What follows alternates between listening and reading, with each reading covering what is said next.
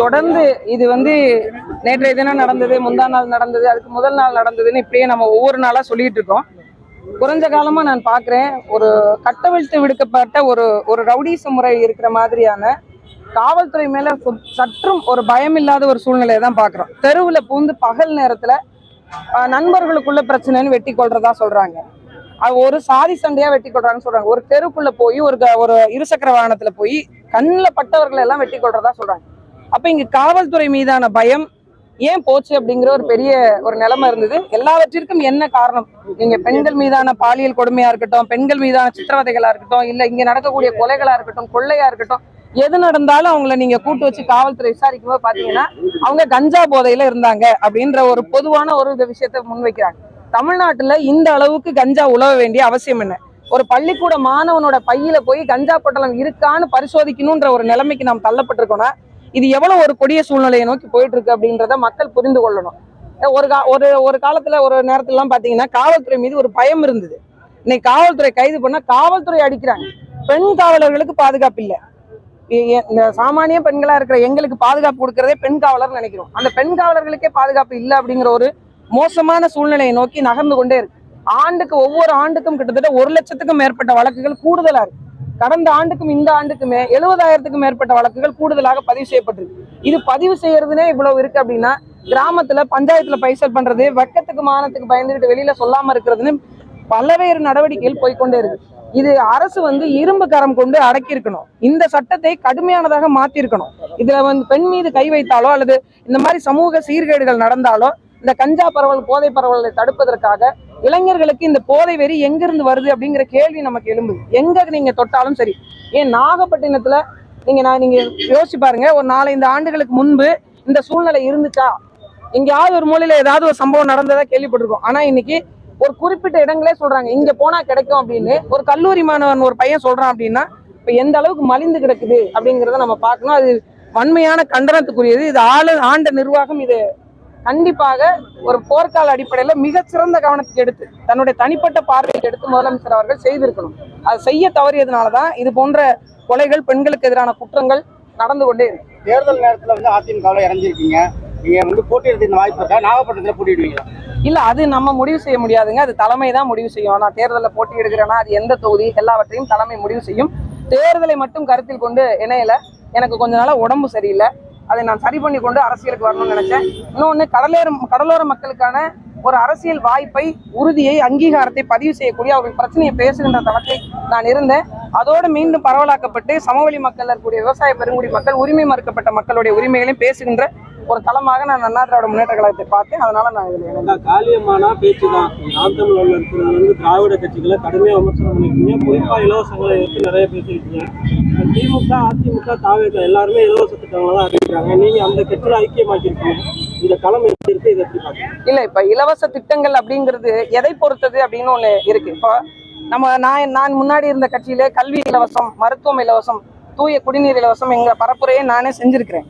இதெல்லாம் அத்தியாவசிய தேவைகள். இந்த அடிப்படைகளை பூர்த்தி செய்யணும் அப்படிங்கறதா இப்போவும் என்னுடைய நோக்கம். அதுல இருந்து நான் மாறல. ஆனாலும் கூடுதலாக இன்னைக்கு மக்களுடைய எதிர்பார்ப்பு என்னவா இருக்கு அப்படின்னு உங்களுக்கே நல்லா தெரியும். இன்னைக்கு இருக்கக்கூடிய பிரச்சனையை தீர்வு கண்டா போதுங்கிற மனநிலைக்கு மக்கள் மாற தொடங்கிட்டாங்க. அந்த கடுமையான விலைவாசி ஏற்றத்தினாலையும் வாழ முடியாத சூழ்நிலைக்கு அவங்களுடைய பொருளாதார நெருக்கடிகள் நகர்ந்து கொண்டே இருக்கிறதுனால நாங்களும் இப்ப என்ன சொல்ல வரோம், வரக்கூடிய ஆட்சி நிர்வாகத்தில் அண்ணா திராவிட முன்னேற்ற கழகம் என்ன அறிவிக்க போகுதுன்றதை நீங்க பாருங்க. அவங்களுக்கான வேலை வாய்ப்பு உறுதி செய்கின்ற திட்டங்கள், விவசாயத்தை பெருக்குகின்ற திட்டங்கள், தரிசு நிலங்களை மேம்படுத்துகின்ற திட்டங்கள், பெண்களுக்கான வேலை வாய்ப்பை உள்ளூர் அளவுல நிலம் வளம் சார்ந்து உருவாக்கக்கூடிய திட்டங்கள், பல்வேறு திட்டங்களை முன்னெடுத்திருக்கு. இது மரியாதைக்குரிய அம்மா அவர்கள் கொண்டு வந்த இந்த மகளிர் சுய உதவி குழுக்களை மீண்டும் மீட்டுருவாக்கம் செய்து அந்த பெண்களுக்கான ஒரு பொருளாதார வாய்ப்பை செய்வதற்கான அனைத்து ஏற்பாடுகளையும் அவங்க வைத்துக் கொண்டிருக்கிறாங்க. இந்த தேர்தல் அறிக்கையில அது தெளிவாக வெளிப்படும். அதிமுகவும் திராவிட இயக்கம் தான். திராவிட இயக்கம் கடுமையா குற்றச்சாட்டு பண்ணீங்க. திராவிடர்கள் தமிழர்கள் கிடையாதுன்னு சொல்றீங்க, பேசிட்டு இருக்கீங்க. இப்போ அதிமுகவும் திராவிட இயக்கமா ஏற்றுக்கிட்டு நீங்க செத்துருக்கீங்களா? இல்ல, ஒரு விஷயத்த நீங்க புரிஞ்சுக்கணும். நான் திராவிட முன்னேற்ற கழகத்தை தலைமை ஏற்காமல் போனதற்கான காரணமும் சரி, அண்ணா திராவிட முன்னேற்ற கழகத்தை ஏற்றுக்கொண்டதுக்கான காரணமும் தமிழ்நாட்டை ஒரு தமிழன் ஆள வேண்டும் என்பதற்கான ஒரு உறுதியான நோக்கில் நாங்கள் ஏற்கனவே இருந்ததிலையும் செயல்பட்டு இருந்திருக்கோம். இந்த முறையும் ஒரு புரட்சி தமிழனாக இருக்கக்கூடிய பத்தி, இந்த மண்ணை பத்தி, இந்த மக்களை பத்தி மிகவும் தெரிந்து அறிந்திருக்கக்கூடிய ஒரு சாமானிய குடும்பத்திலேருந்து இன்னைக்கு ஜனநாயக கடமையினுடைய அடித்தளமாக இருக்கக்கூடிய ஒரு தமிழருடைய அடிப்படையில் கீழே தலைமையில் கீழே இயங்குறதுல நான் இணைந்து அதுக்கான ஒப்புதலோடு தான் அதில் இணைஞ்சிருக்கேன். இந்தியா கூட்டணி வலுவா இருக்குது, அதனால தாவேகா உள்ளிட்ட கட்சிகள் வந்து என்டிஏ கூட்டணி வலதுசாரி அமைப்புகள் உள்ளவங்க சொல்றாங்க. நீங்க எப்படி பாக்குறீங்க? இல்ல, எந்த கூட்டணி வலுவா இருக்கு? இப்போ கூட்டணி வலுவை மட்டும் வைத்து வெற்றி தோல்வியை தீர்மானம் செய்துவிட முடியாது. சரிங்களா?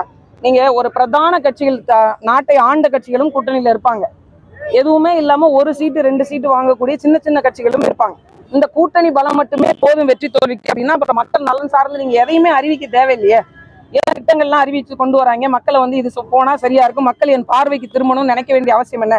மக்கள் தீர்மானிக்கணும், மக்கள் முடிவெடுக்கணும். கடந்த 5 ஆண்டு காலத்தில் நான் என்னென்ன தவறுகள் இந்த ஆட்சி நிர்வாகம் செஞ்சிருக்கு, என்ன சொன்னாங்க, என்ன செய்யல. இப்போ ஒண்ணும் இல்ல. திராவிட முன்னேற்ற கழகம் சென்ற ஆட்சி இதுல வந்து வரைவறிக்கையில பழங்குடியின மக்கள் பட்டியலை சேர்ப்போன்னு மீனவ மக்களை சொல்லியிருந்தாங்க. அதற்கான 1% நடவடிக்கை கூட எடுக்கல. நானே இங்க இருந்த அதற்கான ஆய்வு குறிப்புகளை பரதவர் அப்படிங்கிற ஒரு ஆய்வு கட்டுரைகளை கொண்டு போய் தமிழக அரசுகிட்டே போய் கொடுத்துட்டும் வந்தோம். அவங்க சாட்சி கேட்டாங்க, அந்த சாட்சியும் கொடுத்துட்டு வந்தோம். அப்ப அவர்கள் சொன்ன விடயத்தை எதுவுமே செய்யல அப்படிங்கிற பார்வைதான் மக்களிடத்துல இருக்கும். அப்ப மக்கள் தீர்மானிப்பாங்க. எத்தனை கூட்டணி கட்சிகள் இருந்தாலும் அந்த கூட்டணி தலைமை சொல்றதை அந்த மக்கள் கேட்பாங்க. ஏன்னா இன்னைக்கு தமிழக அரசியல்ல நிறைய சமூகம் சார்ந்த அரசியல் தலைவர்கள் உருவாகி அவங்களுக்கான நாதமாக நாங்க நிக்கிறோம்ன்றாங்க. ஆனா அடிப்படையில் இருக்கிற மக்கள் தான் பிரச்சனையை அனுபவிக்கிறாங்க. விலைவாசி ஏற்றதுனால பிரச்சனை அனுபவிக்கிறது நாங்க தான். எங்களுக்கு வேலை வாய்ப்பு இல்லாம கஷ்டப்படுறது யாரு? நாங்க தான். அப்ப நாங்கள் முடிவு செய்வோம் எது சரியானதா இருக்கணும். அப்படி நாங்கள் மக்களை நம்பி நிக்கிறோம், மக்கள் பக்கம் நிக்கணும்னு நினைக்கிறோம். அதனால மக்கள் யாரை தேர்வு செய்வாங்கன்னு உறுதியா நம்புறோம். அதிமுக தலைவர்கள் வந்து விஜய் கட்சி கூட்டணிக்கு வரும்னு எதிர்பார்க்கறாங்க. ஆனா வந்து விஜய் வந்து டைரக்டா சொல்றாரு, போட்டி வந்து திமுகவுக்கும் திமுகவுக்கும் தான் விஜய்க்கும் போட்டி தான் சொல்றாரு. ஆனா அதிமுக வந்து கூட்டணிக்கு வர எதிர்பார்க்கறாங்க. ஆனா அதிமுக ஒரு சட்டையே பண்ணலையா அவர் விஜய்? அதை பத்தி ஒண்ணு என்ன இங்க சொல்ல முடியுது அப்படின்னா, இது வரைக்கும் இருந்த தேர்தல் அரசியல் களம் வந்து இப்போதைக்கு இல்லை. உங்களுக்கு நல்லா தெரியும். இந்த மாதிரியான ஒரு சூழலை இதுவரைக்கும் தமிழக அரசியல்ல எதிர்கொண்டது இல்ல. இந்த சூழலை வரக்கூடிய காலகட்டத்துல யார் யாரோட வேணுமாலும் சேரலாம். இத்தனை வருஷம் கூட்டணியில் இருந்த காங்கிரஸ் கட்சி என்ன பண்ணுச்சு கொஞ்ச நாளைக்கு முன்னாடி? உங்களுக்கு தெரியாது என்ன இருக்கு? நான் இவங்களோட போனாலும் போவேன், உங்களோட வந்தாலும் வருவேன் அப்படிங்கிற ஒரு வந்தது இல்லைங்களா? என்ன கருத்தியெல்லாம் சண்டை போட்டாங்களா? இல்ல எங்களுக்கான மக்களுக்கான அதிகாரத்தை உறுதி செய்வதற்கான வாய்ப்பை கொடுங்கன்னு பேசினாங்களா? இல்ல. எப்ப வேணாலும் காங்கிரஸ் கையை விட்டு போயிரும்ன்ற நிலைமையில தான் இருந்தது அந்த உறுதி. நீங்க சொல்ற அந்த உறுதி செய்யப்பட்ட கூட்டணியிலே அப்ப இங்க கூட்டணி நிலைப்பாடுகள் வந்து அரசினுடைய அந்த அரசியலுடைய நகர்வை நோக்கி தான் இருக்கே தவிர கருத்தியல் சார்ந்து கோட்பாடு சார்ந்து நீங்க கேள்வி கேட்டீங்கன்னா இப்ப நான் பதில் சொல்லிடுவேன். எப்போது வேணாலும் எந்த சூழ்நிலை வேணாலும் மக்கள் யாரை நேசித்து இவங்க கூட போனா வெற்றி உறுதியாகும் நம்பி யார் வேணாலும் யாரோட வேணாலும் பயணிக்கலாம். எல்லாம் கூட்டணி உறுதியான பிறகு தேர்தலை எதிர்கொண்ட சூழல் வருந்தீங்களா? அப்ப கேளுங்க, அதுக்கு நான் பதில் சொல்றேன். தாலிமா அவர்கள் வந்து மக்கள் பிரதிநிதியா பார்க்க முடியுமா? இந்த இணைவுல ஏதாவது டிமாண்ட் ஏதாவது? என்னைக்குமே நான் மக்கள் பிரதிநிதி தாங்க. நான் வந்து வெற்றி பெற்று சட்டமன்றத்துக்கு போனாலும் போகலனாலும் நிறைய பேர் நினைச்சிட்டு இருக்கிறாங்க நான் வந்து ஒரு 2019 ஒரு கட்சியில போய் போட்டியிட்டதுனால அரசியலுக்கு வந்தேன் அப்படின்னு. நான் என்னைக்கு இந்த 2004 சுனாமி வந்ததோ அன்னைய முதல் இன்னைய வரைக்கும் அரசியல் பேசிட்டு இருக்கிறேன். இந்த மக்களுக்கான களத்தில் போராடிட்டு இருக்கேன். எனக்கு ஒண்ணுதாங்க, சாமானிய மக்களும் சட்டமன்றத்துக்கு போக முடியும். சாமானிய மக்களுக்கான அரசியலை அந்த மக்களை தீர்மானித்துக் கொள்ள முடியும். பெண்கள் தங்கள் கண்ணோட்டத்தின் வாயிலாக சட்டத்தை ஏற்றுக்கொள்ள முடியும் என்கிற வாய்ப்பை உருவாக்கி வச்சுட்டு போனாலே எனக்கு போதுமானது.